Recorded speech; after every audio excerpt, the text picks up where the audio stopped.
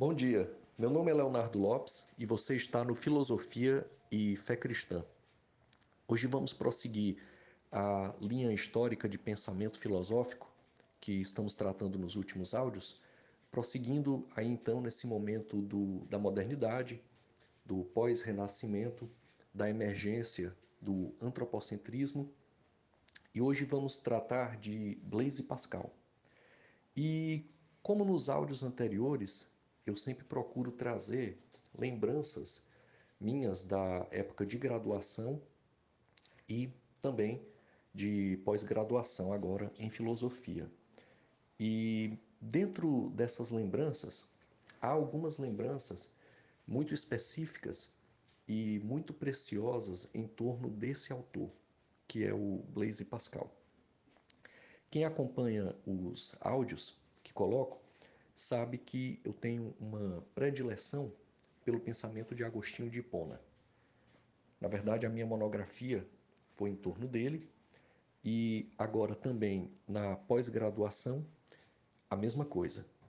Eu pesquiso Agostinho de Hipona.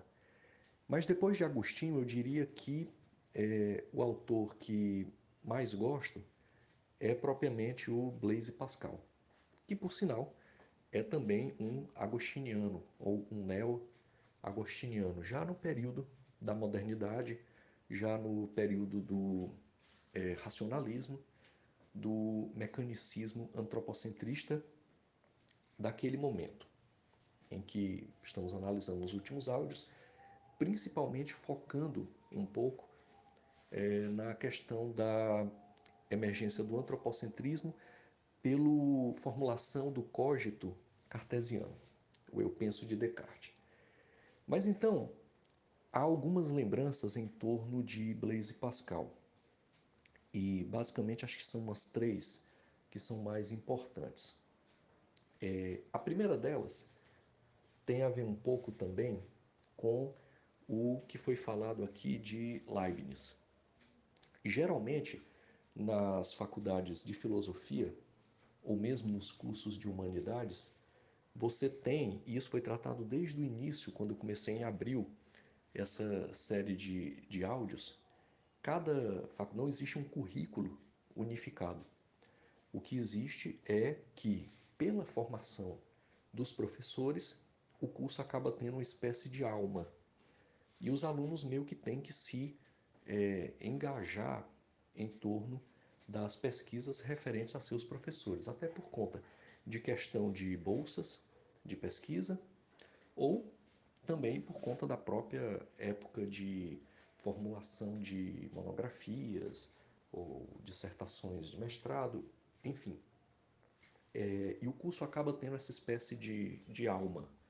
Não é? É assim que tem alguns cursos, por exemplo, a faculdade que fiz, ela tinha um viés muito forte no chamado materialismo histórico dialético de Karl Marx, com a fluência ali propriamente de Feuerbach, entre outros autores, em certas alas propriamente do hegelianismo. Mas, por exemplo, eu tive semestres em que praticamente só estudei Karl Marx. Já há outros cursos que não, em que mal se vê Marx. E aí tem uma linha mais no século XX, mais voltada à filosofia das ciências, em algumas escolas propriamente que emergiram ali no século XX, fenomenologia russeliana, o próprio existencialismo de Heidegger, a hermenêutica de Gadamer, aspectos epistemológicos, algumas ligadas às dimensões de ciência cognitiva, filosofia da mente, enfim. Como eu estou dizendo, depende da formação dos professores.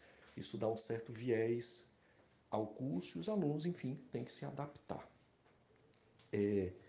Então, estou dizendo isso porque da forma como não houve, eu falei isso em áudio anterior, mal estudei Leibniz na faculdade, raramente me foi citado a figura de Blaise Pascal. E isso é sintomático. Isso diz respeito a uma certa postura da academia, principalmente no Brasil. Mas eu me lembro que uma vez na faculdade eu ouvi algo de um professor como, e acho que se tratava, porque já se fazem alguns anos da graduação, mas era algo como mais ou menos qualquer hora Pascal volta. E eu começaria por esse mote.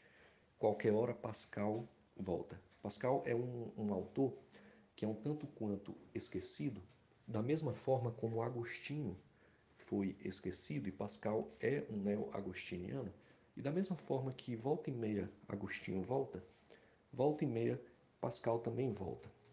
Até no que se diz respeito às correlações, não propriamente de um irracionalismo. Estou evocando aqui a figura de Pascal sobre o coração, mas a dimensão de remodelar, reestruturar a dimensão do intelectualismo, a dimensão do racionalismo. Lembremos da frase de Pascal, né? Coração tem razões que a própria razão desconhece. E aí nós vamos procurar aqui, talvez não só em um áudio, mas em outros, tratar de Pascal. Eu vou procurar trazer os áudios um pouco menores, em torno talvez de 20 minutos. Os primeiros áudios da série eles eram grandes, mas divididos em várias partes.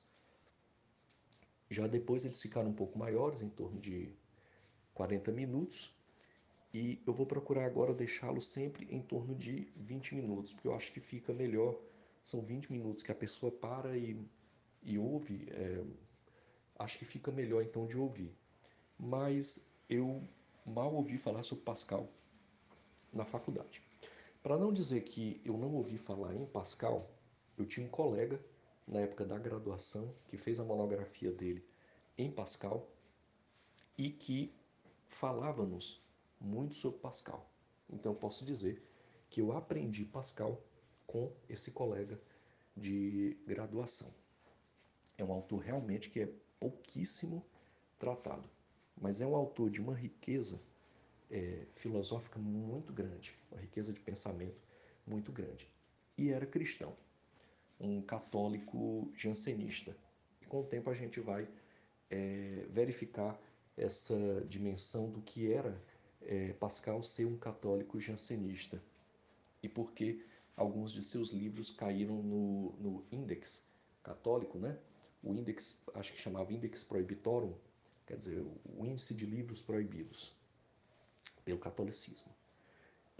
Pois bem, como agostiniano, obviamente, Pascal acreditava fortemente na questão da insuficiência do homem, da carência do homem em suas misérias, que são presentes, vividas, e que por isso o homem torna-se aquele que carece da graça de Deus. O homem não tem propriamente como se aventurar de uma forma intelectual, de uma forma meritória na realização propriamente de boas obras, pois cair-se-ia na questão da vaidade. Pascal trata muito bem disso, mas o homem é, como Agostinho já falava, aquele que necessita da graça. Somente a graça capacita, somente a graça dá aquela força extra para que o homem então realize as boas obras mediante não os seus próprios méritos, mas mediante o mérito de Cristo unicamente.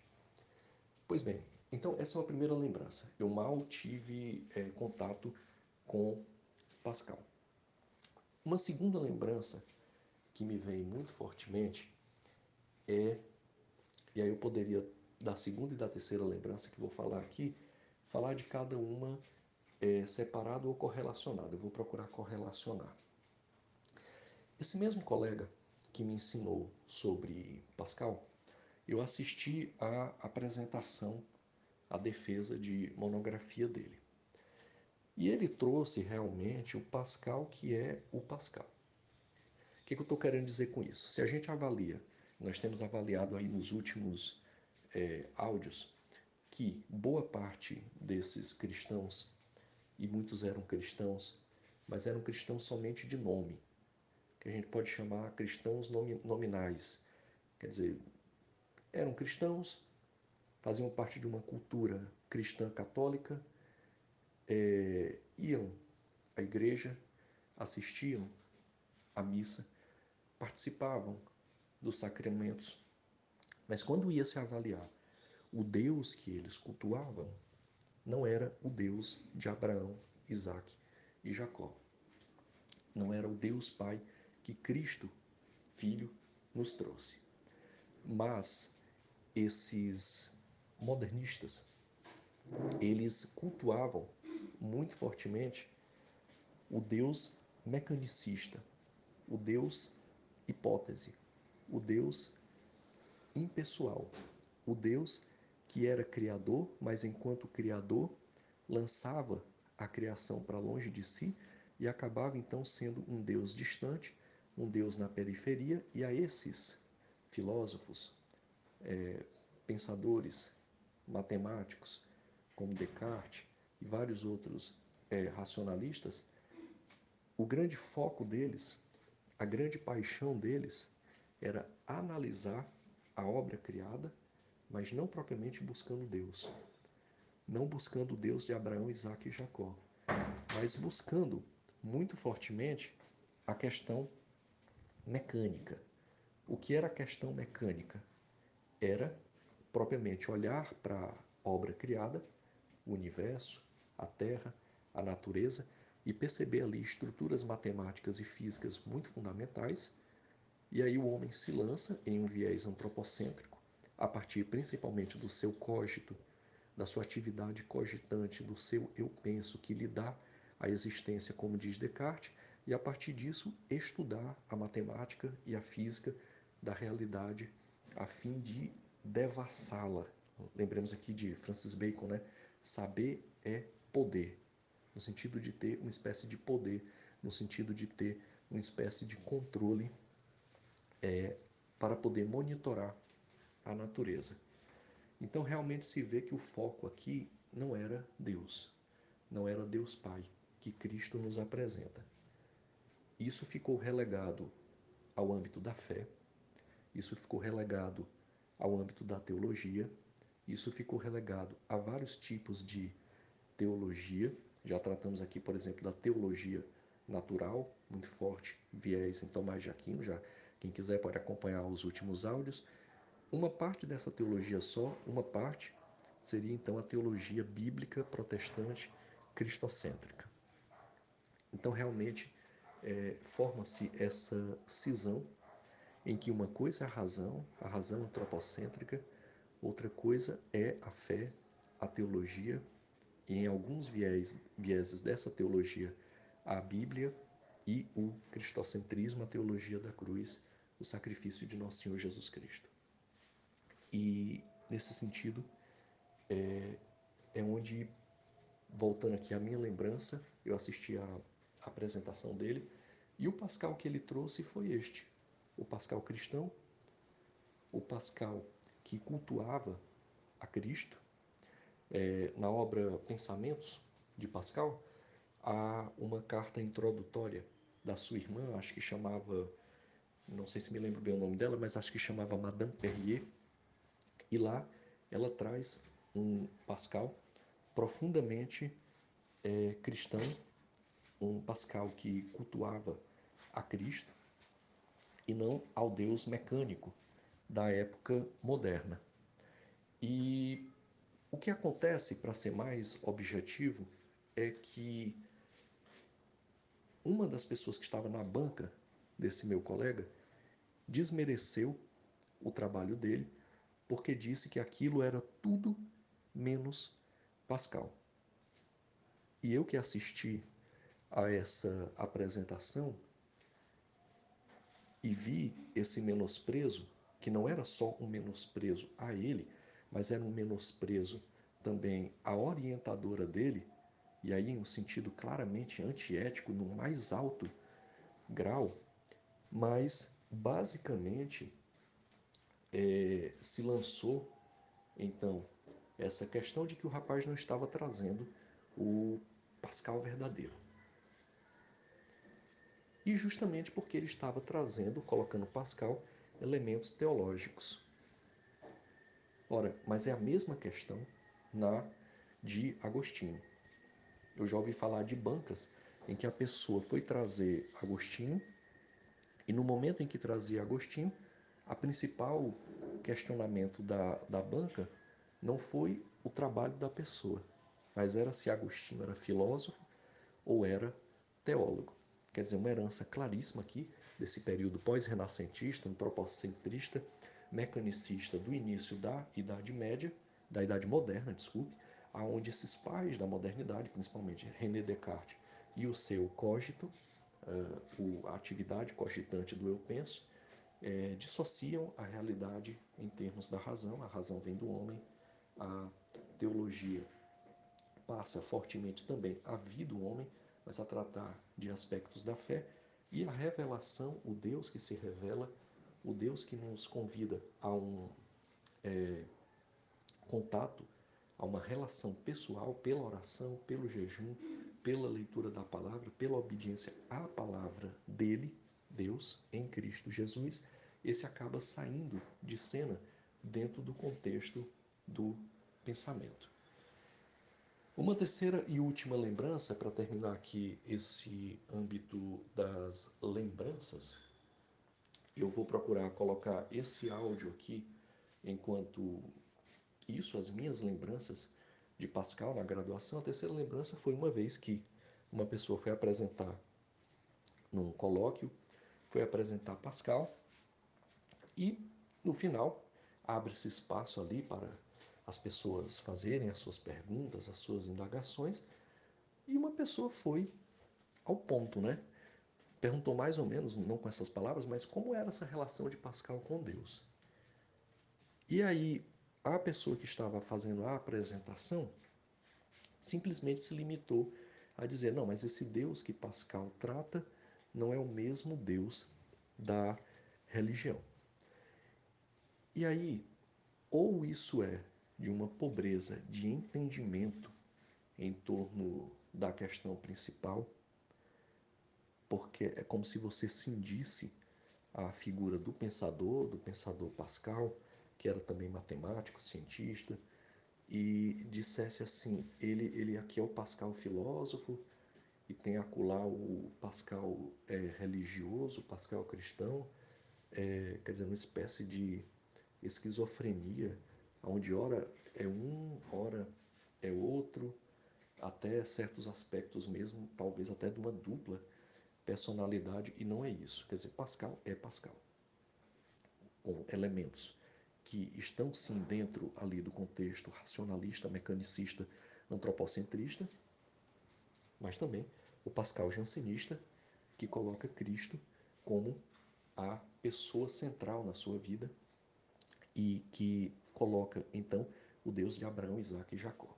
Não é mais o Deus mecânico, não é mais o Deus que estrutura física e matematicamente a realidade, mas é o Deus da Bíblia, o Deus de Pascal, e isso está imbrincado em sua obra, principalmente a obra Pensamentos. Então, ou isso é de uma pobreza de entendimento, ou isso é realmente desonestidade intelectual, no sentido de estou num curso de filosofia, tenho que seguir certos padrões, tenho que seguir certos cânones dogmáticos, atente-se para a palavra dogmáticos, cânones dogmáticos racionalistas, e tenho que apresentar, então, o Pascal aqui com essa roupagem. E é basicamente isso. Eu vou concluir nesse áudio aqui, já está aqui com em torno de 20 minutos, 19, e o áudio vou procurar chamá-lo, inclusive isso, as minhas lembranças de Pascal na faculdade.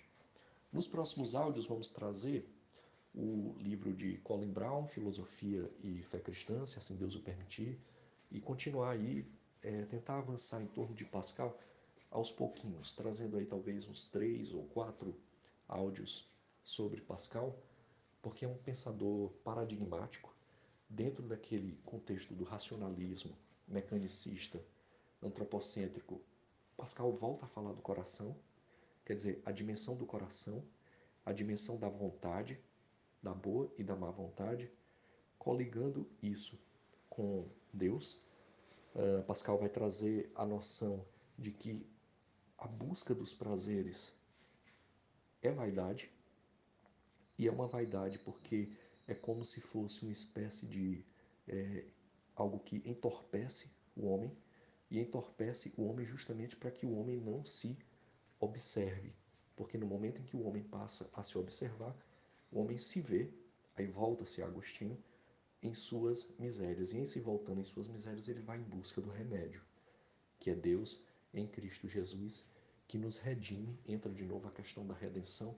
Enfim, Pascal traz à tona novamente a questão do coração. Mas esses são, se assim Deus o permitir, as cenas do próximo áudio e traremos aos poucos trabalhando aí com Blaise Pascal. E aí vamos ficando por aqui por hoje. Ficamos por aqui hoje. Deus não está morto e muito menos na academia. E lugar da Bíblia é em todo lugar. E por que não também nas faculdades de humanas, principalmente nas de filosofia. Um fraterno abraço e que a paz de Cristo fique com todos.